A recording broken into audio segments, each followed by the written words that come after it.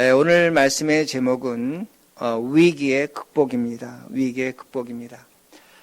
히브리서는 쓰여진 큰 목적이 있습니다. 히브리서가 쓰여진 목적은 당시의 유대인으로서 예수를 믿는 자들에게 보낸 편지가 되는데 그들은 박해를 받았습니다. 핍박을 받았습니다. 유대인으로서 예수를 믿을 때 같은 동족으로부터 핍박을 받았고 또한 로마로부터도 핍박을 받았습니다. 그러기에 그들은 예배를 제대로 드리지 못했고 또 직장, 가정, 사업에서 여러 가지 불이익을 겪을 수밖에 없었습니다.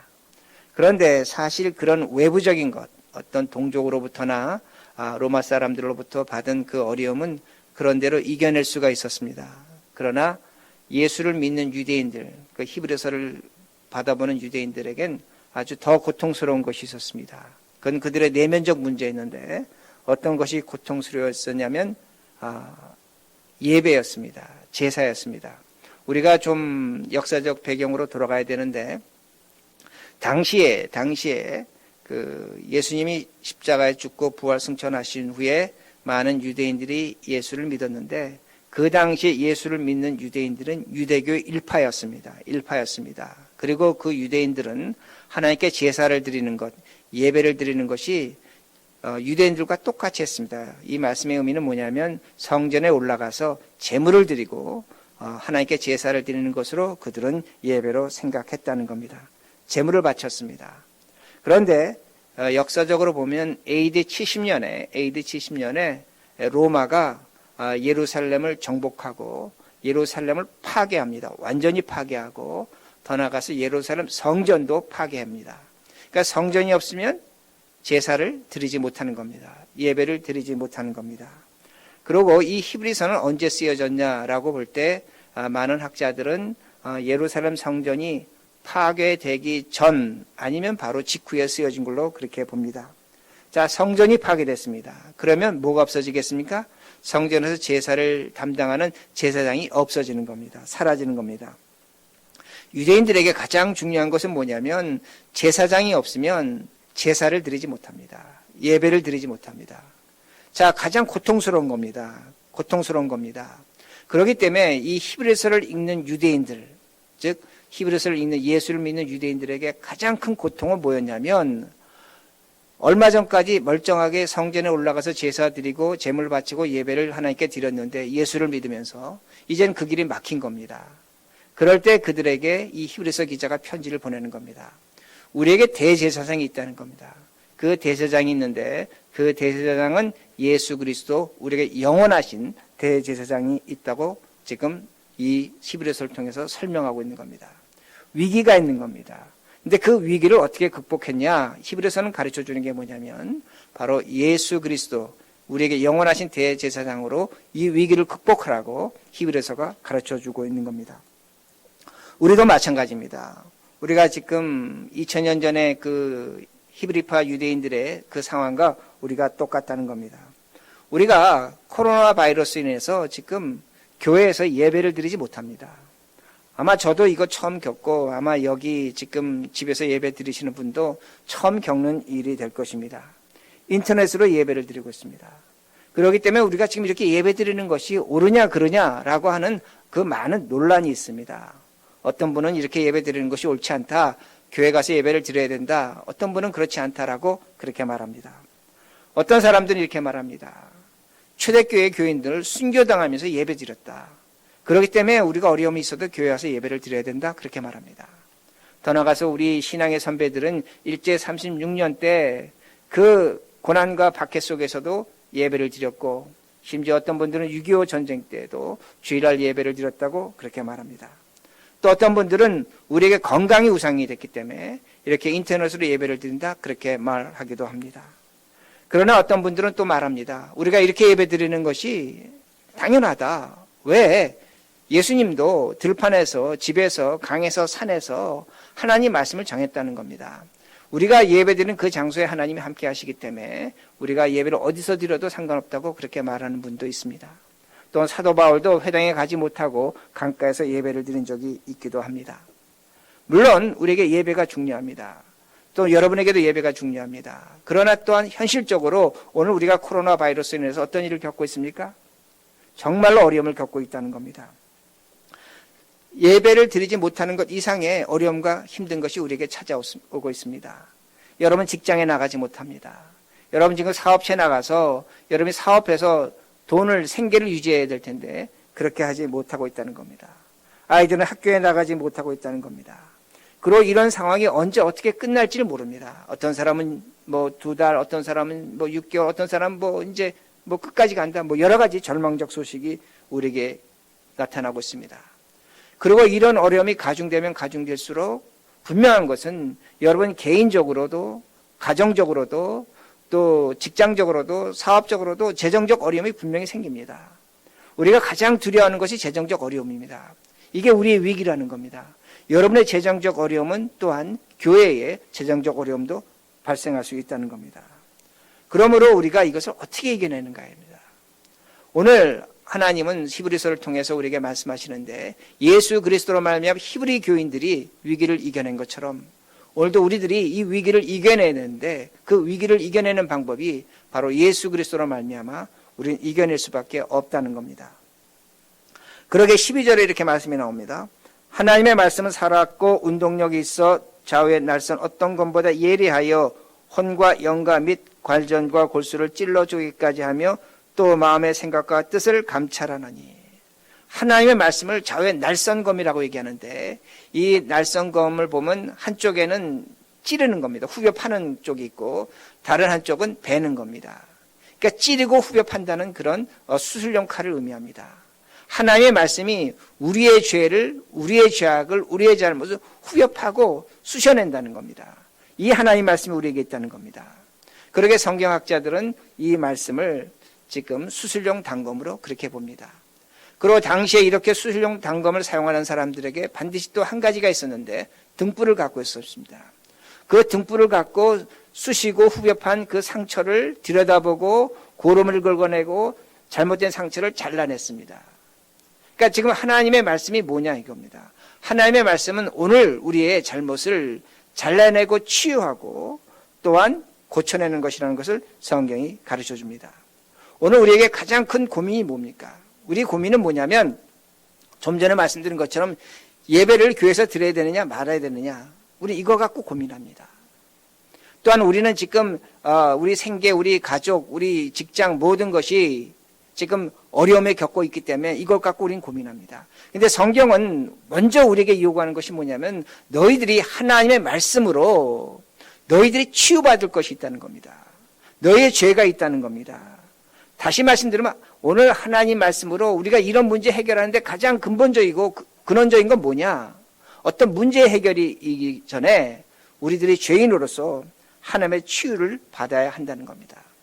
그러므로 제가 우리 머릿들 교우들에게 부탁드리고 싶은 것은 우리가 이 어려운 때를 지나가면서 우리가 교회에서 예배를 드려야 되는 것이 중요한가? 중요하지 않은가? 이젠 그거 갖고 생각하시면 안 됩니다. 우리가 지금 이 어려움이 언제 끝날 것인가? 이 어려움에서 우리가 어떻게 해결할 것인가? 뭐 중요할 수도 있습니다. 그러나 더 중요한 건 오늘 하나님 말씀에 의하면 우리가 하나님 말씀으로 치유받아야 될 죄인이라는 겁니다. 여러분, 예수님은 육체적 질병을 치유하셨습니다. 예수님이 육체적 질병을 치유하셨다는 것은 그들의 정신적, 영적 질병을 치유하셨다는 것을 가르쳐 줍니다. 그런데 놀라운 것이 뭔 줄 아십니까? 예수님의 치유는 2000년 전의 사건입니다. 우리는 어떻게 생각하냐면 오늘날 현대의학이 2000년 전에 예수님이 치유한 사건 얼마든지 가뿐하게 치유할 수 있다고 그렇게 생각합니다. 근데 사실 그렇지 않습니다. 2000년이 지난 오늘날 우리들이 보면 그 당시보다 얼마나 많은 더 정신적, 육체적 질병을 우리들이 갖고 있는가 합니다.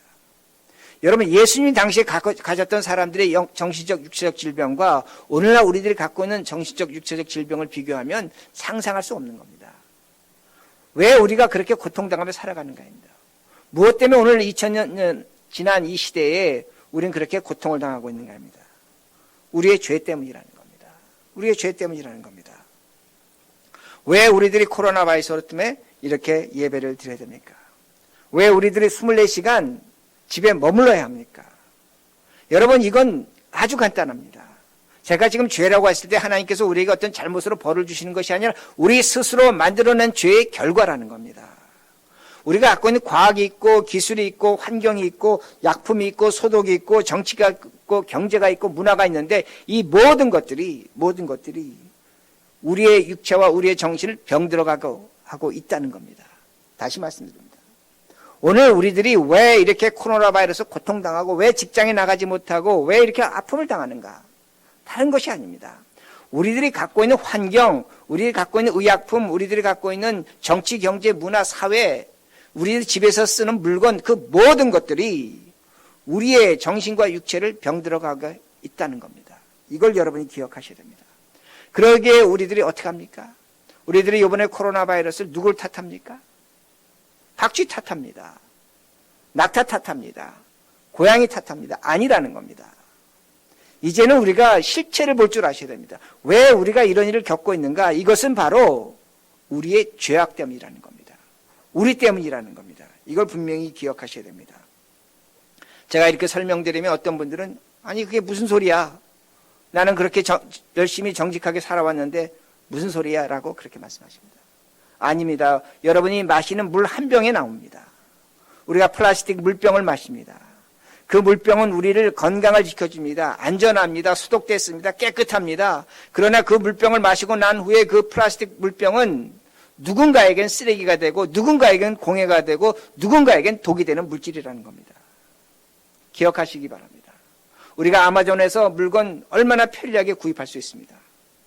저도 물건을 구입해 봤습니다. 물건 하나가 오는데 그 물건의 양보다 많은 게 쓰레기입니다. 그 쓰레기들은 공기, 자연, 우리 후손을 죽이는 독약들입니다. 몇백 년이 지나가도 썩지 않는 것들입니다. 여러분, 왜 우리가 지금 환경적 고통과 어려움을 당하고 있는가 합니다. 우린 너무나 당연하고 너무나 자연스럽게 지금 이런 일을 하고 있다는 겁니다. 그러기에 우리는 이런 악순환에서 벗어나지 못합니다. 제가 이렇게 설명하면 어떤 분이 이렇게 말하실지도 모릅니다. 그럼 물도 마시지 말아야 되고 우리가 이것도 쓰지 말고 저것도 쓰지 말아야 되는가? 그렇게 살 수는 없습니다. 왜? 우린 이미 악순환에 들어와 있는 겁니다. 이 사슬에서 벗어나지 못한다는 겁니다. 죄의 고리 속에 우린 이미 들어와 있다는 겁니다. 그러기에 우리가 이런 잘못을 알고 있으면서 하나님께 뭐라고 기도하냐면 하나님 이 코로나 바이러스 없어지게 해 주십시오. 물론 그렇게 기도할 수 있습니다.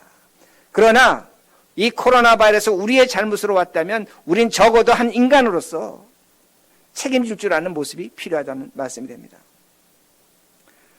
우리가 다시 말씀드립니다. 아이들은 학교 가지 못합니다. 교회는 이렇게 예배를 드리고 있습니다. 우리의 생계를 미래를 걱정하고 있습니다. 그런데 사람들이 이렇게 얘기합니다. 오늘 가장 크게 잘못된 것이 뭐냐면 코로나 바이러스가 하나님이 주신 세상의 심판이라는 겁니다. 종말이 가까웠다고 말합니다. 악한 세상에 대한 하나님의 그 심판으로 그렇게 설명합니다. 저는 이렇게 말하는 사람을 코로나 바이러스와 똑같은 사람으로 봅니다. 그렇지 않습니다. 오늘도 이 세상에 일어난 어떤 사건을 보고 하나님의 심판이다, 하나님의 종말이라고 하는 것은 그건 아주 지극히 이단적 사상입니다. 절대로 그렇지 않다는 겁니다. 오늘 코로나 바이러스가 들어온 것은 하나님의 심판이 아니라 우리의 잘못이라는 것을 우리 모두 확인해야 됩니다. 모두 인정해야 된다는 겁니다.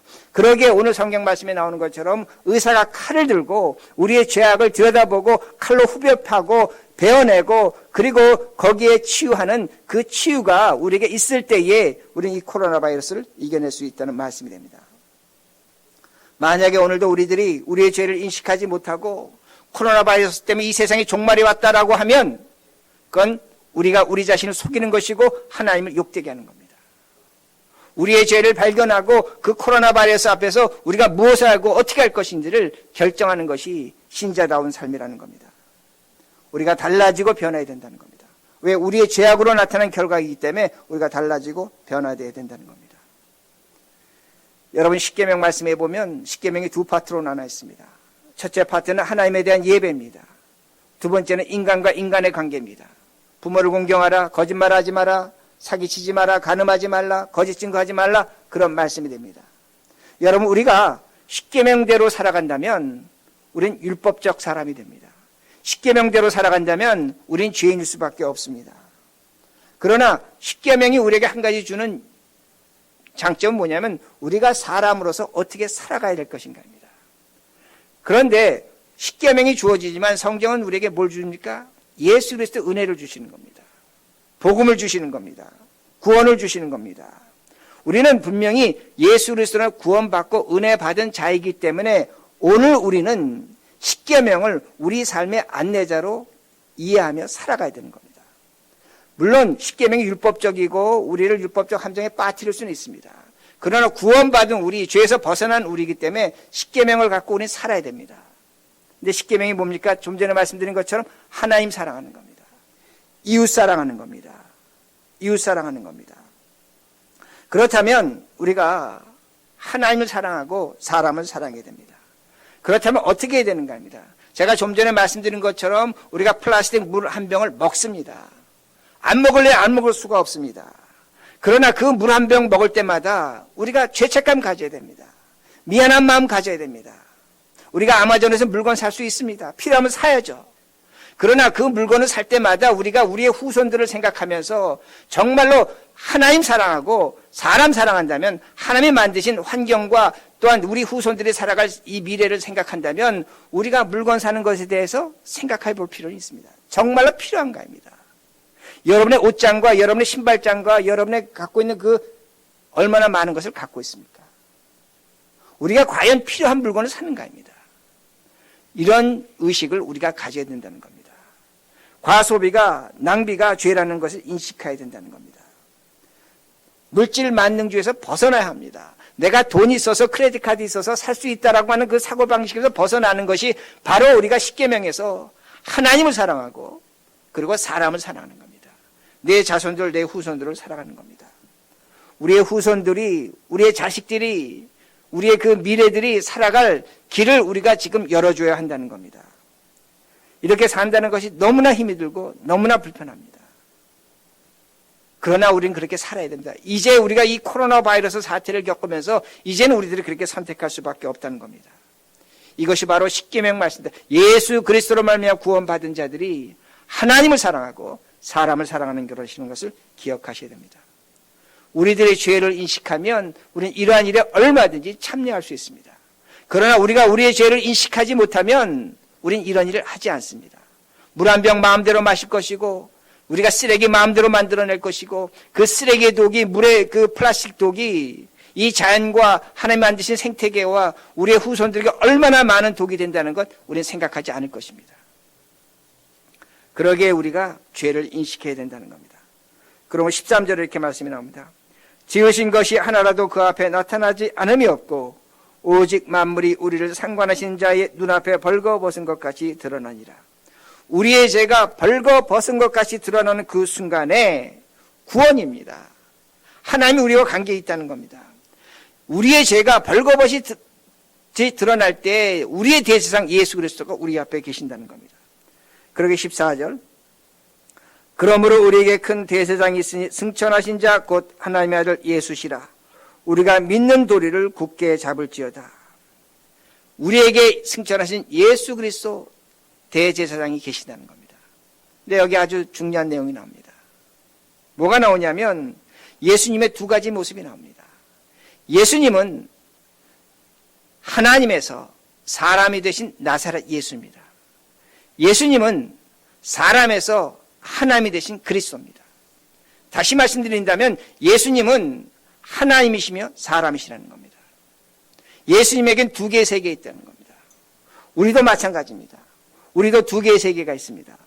어떤 세계가 있냐면 코로나 바이러스는 현실이 있습니다. 우리는 코로나 바이러스가 없는 세상에 살기를 원합니다. 그러나 우리의 현실은 코로나 바이러스가 있는 세상에 살아갈 수밖에 없습니다. 이걸 벗어나지 못한다는 겁니다. 우리는 두 개의 세계에 동시적으로 살 수 없습니다. 그러나 코로나 바이러스가 있는 세계가 있고 코로나 바이러스 없는 세계가 있다는 것은 우리가 너무나 잘 알고 있습니다. 그런데 우리는 코로나 바이러스 속에 살아갈 수밖에 없다는 겁니다. 예수님은 우리와 다릅니다. 예수님은 하나님이시며 사람이십니다. 그러나 예수님은 우리와 같은 사람으로 코로나 바이러스 속에 살아가셨다는 겁니다. 다시 말씀드립니다. 예수님은 코로나 바이러스 없는 세상에 얼마든지 살 수 있음에도 불구하고 코로나 바이러스가 있는 세상에 우리와 똑같은 모습으로 사셨다는 겁니다. 그 증거가 뭐냐? 예수님이 사람으로 십자가에 죽으셨다는 겁니다. 예수님이 사람으로 십자가에 죽으셨다는 것은 이 세상 코로나 바이러스가 있는 세상을 선택하셨다는 겁니다. 그리고 더 놀라운 것이 뭔 줄 아십니까? 예수님은 십자가에 죽으시면서 하나님의 속성, 즉 전능하심이 나타나지 않았습니다. 한 인간으로 죽으셨다는 겁니다. 예수님은 철저하게 코로나 바이러스가 있는 세상 속에 살아가신 분이라는 것을 성경은 가르쳐줍니다. 죽을 때에 예수님에게 하늘의 기적과 능력은 나타나지 않았다는 겁니다. 그러기에 우리들이 코로나 바이러스로 인해서 예수님과 똑같은 삶을 사는 겁니다. 고통과 불안과 염려의 시간을 살아갈 수밖에 없다는 겁니다. 재정적 어려움 우리에게 찾아올 것입니다. 고난, 아픔, 시련 찾아올 것입니다. 우리의 미래, 우리는 불안할 겁니다. 왜? 우리는 두 개의 세계를 동시적으로 살아가지 못합니다. 오늘 교회 가장 잘못된 것은 뭐냐면 교회 오면 이 세계를 벗어나서 저 세계를 갈 수 있다고 말해줍니다. 성경은 그런 적이 없습니다. 예수님이 그렇게 사시지 않았습니다. 예수님은 코로나 바이러스가 있는 세상 속에서 십자가에서 죽고 그 삶을 사셨다는 겁니다. 그걸 기억하시라는 겁니다. 그러게 15절 이렇게 말씀이 나옵니다. 우리에게 있는 대제사장 우리의 연약함을 체휼하지 아니하는 자가 아니요 모든 일에 우리와 한결같이 시험을 받은 자로되 죄는 없으시니라. 우리에게 있는 대제사장 예수 그리스도는 우리의 연약함을 체휼하셨습니다. 체휼하셨다는 건 sympathize 했다는 겁니다. confession 했다는 겁니다. 내가 겪고 있는 오늘 슬픔과 아픔, 코로나 바이러스로 인한 두려움, 공포, 예수님 똑같이 경험하신 분이라고 그렇게 말씀하십니다. 그러나 우리에게 그 예수 그리스도가 우리와 함께 하시는 겁니다. 그러므로 우리는 이 두려움과 공포에서 이겨내는 겁니다. 왜? 예수님이 이 세상에서 죽음을 이겨 부활하신 것처럼 우리도 그렇게 이겨낼 수 있다는 겁니다. 그리스도를 믿으면 이것이 가능한 겁니다. 그러므로 우리들이 이제는 오히려 우리의 자녀들, 우리의 후손들, 우리의 미래를 위해서 우리가 약함을 체험해야 됩니다. 고통을 체험해야 됩니다. 어려움을 체험해야 됩니다. 무엇 때문에? 예수님이 우리를 위해서 고통과 고난을 당하신 것처럼 우리가 이제는 우리의 자손을 위해서 이 세상의 미래를 위해서 우리의 후손을 위해서 아픔과 고통을 체험해야 된다는 겁니다. 우리가 거창하게 뭘 할 필요가 없습니다. 이제부터 우리에게 주어진 환경에서 아끼고 보존하시기 바랍니다. 아끼고 보존하시기 바랍니다.